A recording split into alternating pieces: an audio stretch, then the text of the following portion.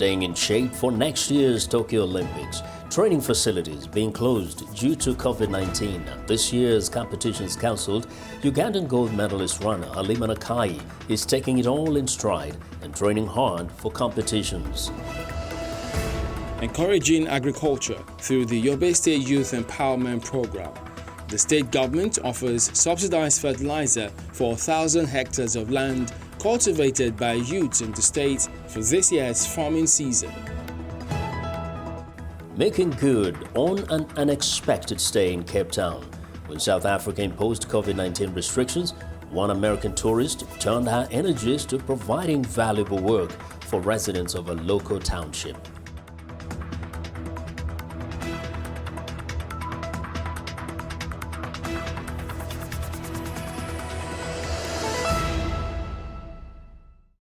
Hello and welcome to Africa 54.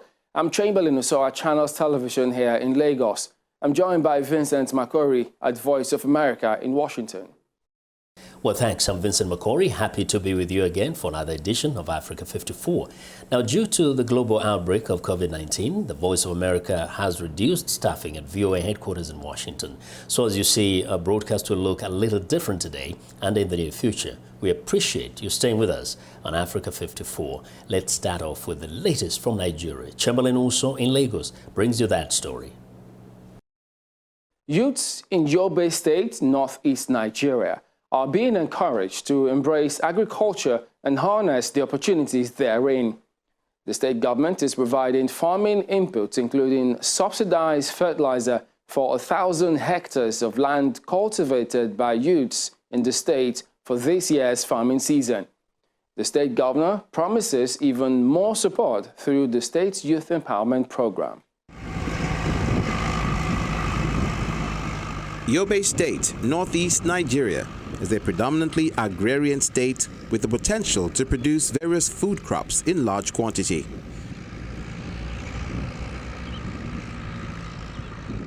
But poor knowledge of modern agricultural practices, in addition to security threats including Boko Haram insurgency, limits farmers' production capacity and output. To help farmers move from subsistence agriculture to commercial farming, the state government is offering fertilizers at a subsidized rate and distributing tractors to support farmers, particularly the youth in the field.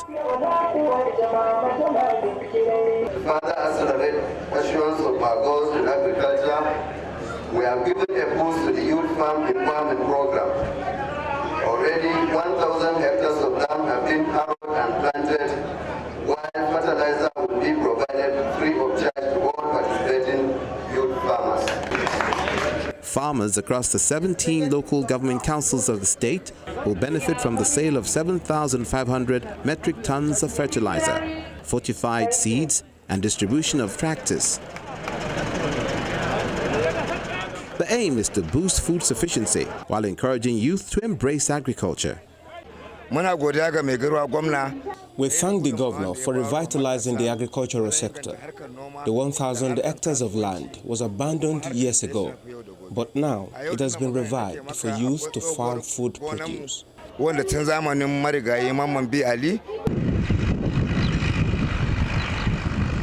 Agriculture has been described as the largest employer of labor and income-generating activity in Nigeria. And Yobe State, like any other state, is keen to take advantage of the boundless opportunities and do all it can to lure the necessary manpower to the sector.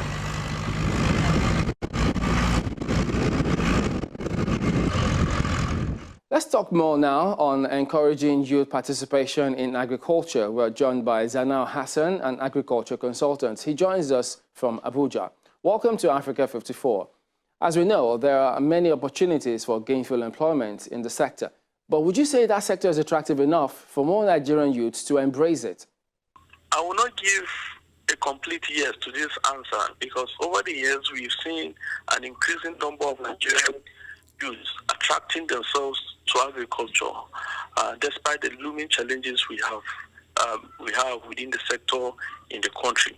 We've seen more youths taking up one challenge or the other and addressing various problems across the value chain. We've seen more youths involved in agricultural financing, trying to raise funds to support farmers. We've seen more youth engage in agricultural, that's agri-tech, setting up startup companies that have been involved in helping, supporting farmers, aggregating commodities and marketing those commodities. So across the chain, we've seen a lot of intervention by young people. We've seen many innovative solutions using the internet. So I would say that despite the challenge we have, young people have continued to find means of overcoming those challenges and then attracting themselves into the sector. What would you describe as some of the challenges hindering youth participation in agriculture? The biggest challenge is the fact that our agriculture, despite the advancement in science and technology, has continued to remain primitive. We have continued to use the hoe for far too long. Many young people feel that you invest a lot of physical energy, drudgery, and then you end up gaining far lower than what is expected, which means that you will put a lot of input and then you get lower output. This is as a result of a lot of issues that have made it impossible for us to increase our yield and reduce our costs in this country. And it has become far much more easier for a young Nigerian to sell petrol in gallons by the street and make quick money than for him to go to the farm and waste 4 to 6 months to harvest crop, which may not be profitable at the end. Now, these are some of the hindrances. And then when you look at access to information, critical information that will help young people to be able to access the best of information for them to either for cultivation of their crops or for rearing of animals or accessing quality inputs and all of these things, it is lacking. And that has been a very serious challenge for most of our young people, and it has not been very conducive for them to be able to adopt or to remain within the sector because of some of these looming challenges. Right. So while the older generation may be more willing to patiently wait for things to grow over time, young people tend to expect a quicker return on investment. How can the dividends of agricultural investments be improved such that it is a lot more worthwhile for young people to want to get involved? The only way it can be improved is when the government decides to help reduce the risk factor involved in agriculture.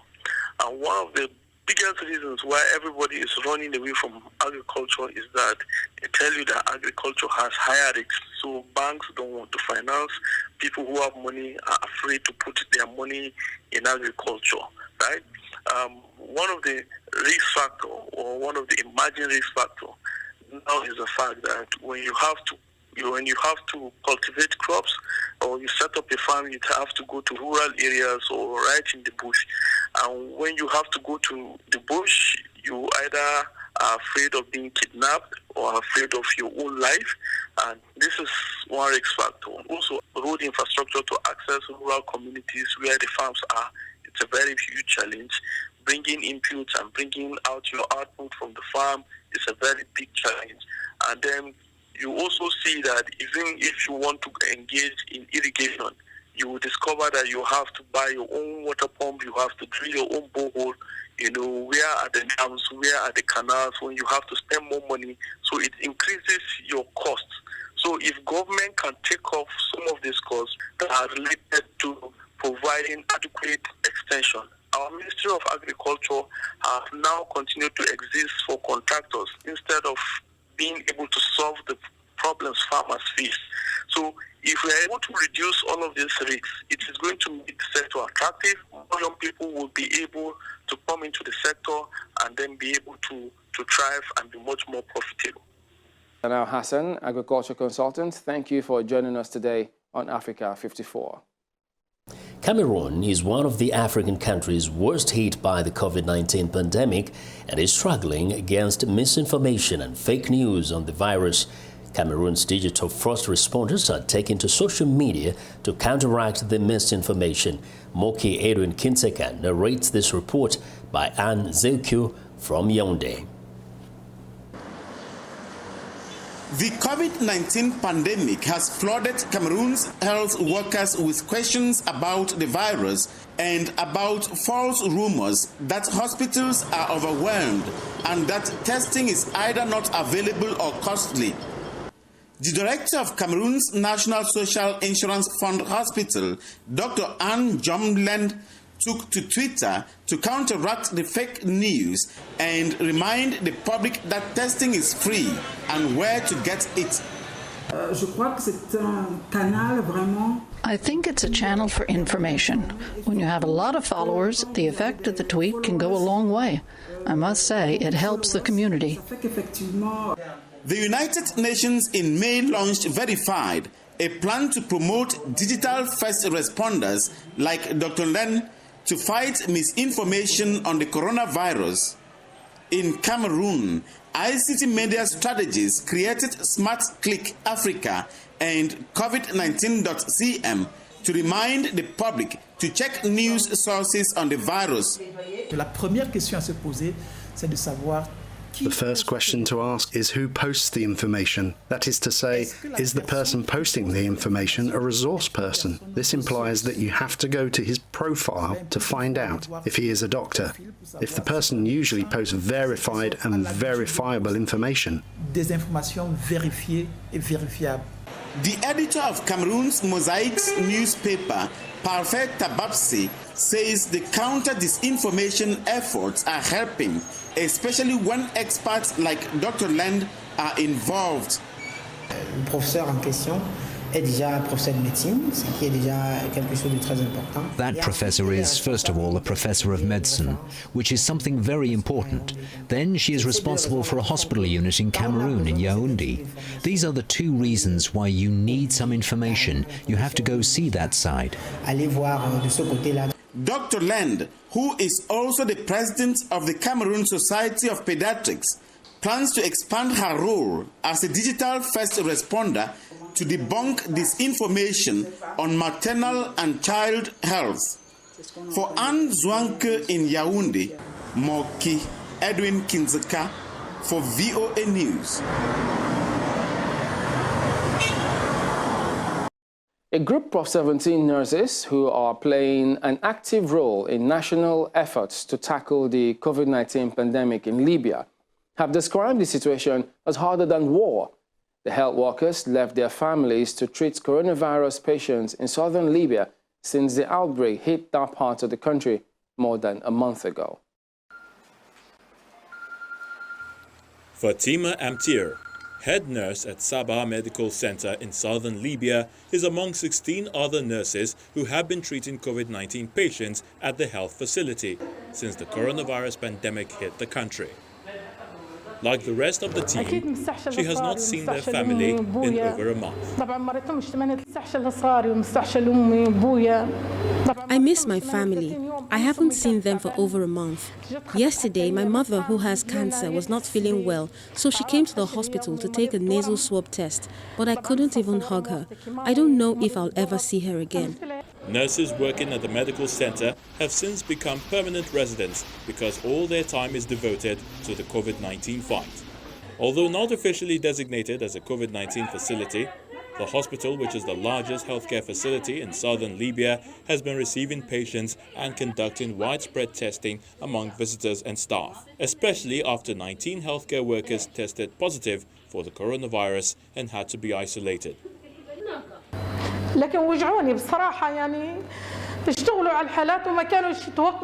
Honestly, this hurts. Nurses were treating patients even when they did not expect to be tested positive.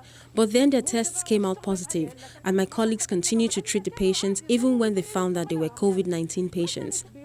Although the remote southern part of Libya spared for months after the first virus arrived in Libya in April, the region has been badly hit by high infection rates. According to figures released by the International Committee of the Red Cross on July the 9th, The area reported 512 confirmed cases, making up 46% of the country's total of more than 1,300 confirmed coronavirus cases, including 38 deaths.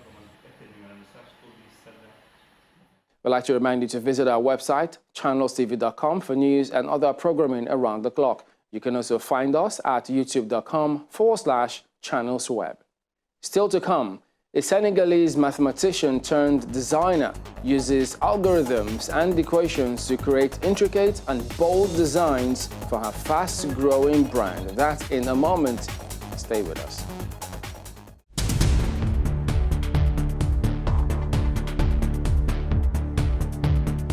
Welcome back to Africa 54. I'm Vincent McCory in Washington. The coronavirus pandemic has some world athletes struggling to stay sharp for next year's Tokyo Olympics after training facilities were shut down and competitions cancelled this year. Ugandan runner Halima Nakai, the gold medalist in the 800 meters at the 2019 World Athletics Championships, is doing her best to prepare under the restrictions imposed by COVID-19. Halima Athumani reports from Kampala. 800-meter women's world athletics champion Halima Nakai is trying to stay in top shape for next year's Tokyo Olympics. With the games postponed and Uganda's gyms and stadiums closed since March to curb the spread of COVID-19, her only option is Kampala's open roads. But the 25-year-old runner says training at home is the least of her worries. Around January, February, we had got an opportunity to participate in the indoor games, of which the main target was Tokyo. So due to COVID, all the races were cancelled. And the worry, mostly being a lady, my time in sports is so short. So I have to use my body, if it's in position, to deliver good results. Stuck in Uganda and without international competitions, Nakai trains with other runners who are also preparing for the Tokyo Games. They are only allowed to train in small groups to abide by measures to curb the spread of the virus. For some of Uganda's athletes, the lockdown and delayed Olympics has also been mentally challenging. We have to focus, we have to remain in training, because next year is Olympics. This year there is nothing, just only Diamond Leagues, and the other year is World Championship. The Diamond League is a series of top-tier athletic competitions for elite athletes. Most of the competitions have been cancelled, although there is hope one might take place in Monaco this August. Uganda's National Council of Sports admits the pandemic has posed challenges for athletes to stay fit and motivated for another year. It's been very challenging because in an Olympic year is when the athletes are most fit. I've got to say, that's when their bodies, their minds are in the best shapes of their lives, because they are trying to do everything to win Olympic gold or to raise their status. Now, without the Diamond League happening, it's a very unfortunate situation for one reason, that that is where they make most of their money. These Ugandan athletes hope that restrictions on international competitions can be lifted as soon as possible. Nakai wants to race at the Diamond League in Monaco in August, assuming that COVID-19 is by then under control. Halima Athmani for VA News, Kampala. A Senegalese mathematician turned designer is putting her knowledge of algorithms and equations into good use, not to solve mathematical problems, but to create intricate and bold designs for her fast-growing brand. Take a look. Mathematical equations may not seem to go hand in hand with fashion, but Senegalese designer Diarra Bossu believes otherwise, and blending both perfectly. The multidisciplinary artist and former Wall Street trader can usually be found going through mathematical equations and algorithms that will go into the designs of her textiles. At her studio in Silicon Valley, San Francisco, Diarra uses plots, lines, and curves into shapes that are then hand-painted based on different color schemes. Diarra dreamed of being a fashion designer since she was a little girl, and her dream unexpectedly became a reality when she joined a mathematics program at Stanford. She was inspired to use math and graphing equations to capture her creative process, finally marrying her two passions, mathematics and fashion design. In all my free time, I would be drawing these parabolas and these lines and all these things we're learning and trying to ask myself, why should the kids care? And in the process of doing so, patterns would come up. So I'm graphing, doodling, and this is kind of what I would do in my free time when I'm in the train, when I'm sitting waiting at the restaurant. I'm just drawing, doodling, doing all these lines. And then when it would finish, I'd be like, wow, this is amazing. But then I can't create it again because it was all by hand on a piece of paper. And I have like hundreds of pages of papers like this.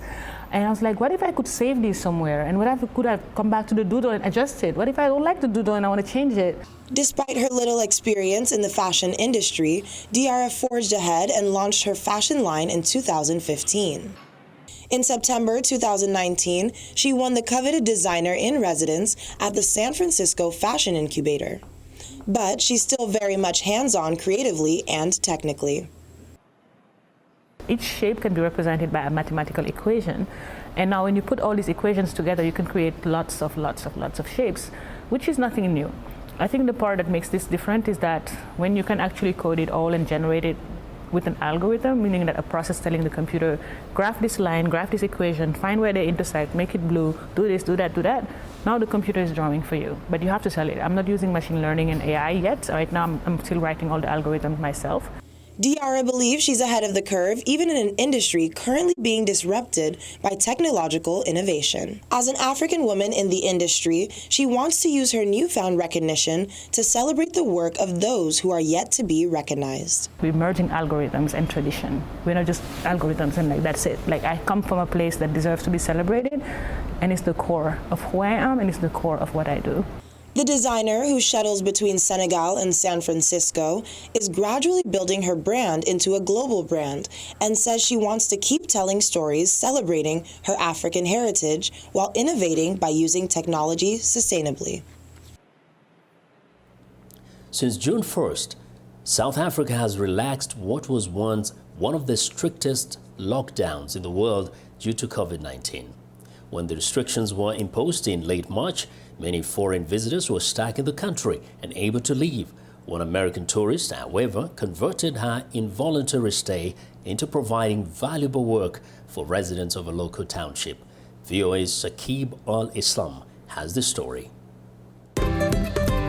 These children in Cape Town's Khayelitsha Township received free homemade masks thanks to a unique partnership between a local activist and a stranded American tourist. I believe that everyone that travels, there's always a way that you want to meet locals. So I play a role in a way that I connect the visitors and the locals. Khayelitsha Township is one of the biggest urban shanty towns in the world and the second largest in South Africa. Juma Mikwela started art tours for international visitors to help underprivileged residents with food and necessities. But everything halted after a strict lockdown began in late March. Essentially, what it meant that you cannot leave your residence unless you're going to a grocery store, a pharmacy, or a doctor. Paulina Migalska, an American tourist, was Mikwela's last client before lockdown. And I thought of Juma. So I texted him. I said, hey, listen, if I started sewing masks, fabric face masks, would that be helpful? He said, absolutely. Migalska spent the last day prior to the lockdown buying fabric and finding a sewing machine. At this point, together we distributed a little bit over 300 masks. About half of them were masks that I made, and another half were donated by Sexy Socks. Sexy Socks is a social enterprise in Cape Town which provided Migalska an essential services permit to go out and distribute free masks during lockdown. It was also giving away a pair of socks to a child in need for every pair they sold. But now they're giving away masks instead with the help of Migalska and Mikwela. Migalska's tourist visa has expired and she is scheduled to leave the country on July 4th, but not guaranteed. I actually felt safer here than anywhere else in the world, especially as compared to, back home in America. She says part of the reason is her work and valuable partnership with Mikwela. It's my home, but it is also your home as part of the experience. Saqib Al-Islam, VOA News. And that's our show for today. You can find all the continent's top news and world news online at voaafrica.com. Check it out. I'm Vincent McCory in Washington. Channels Television has our last word from Lagos. Thanks, Vincent. We look forward to bringing you another show next week. Remember, channelstv.com is your source for news and other programming. I'm Chamberlain Usar. Thank you for watching. Goodbye.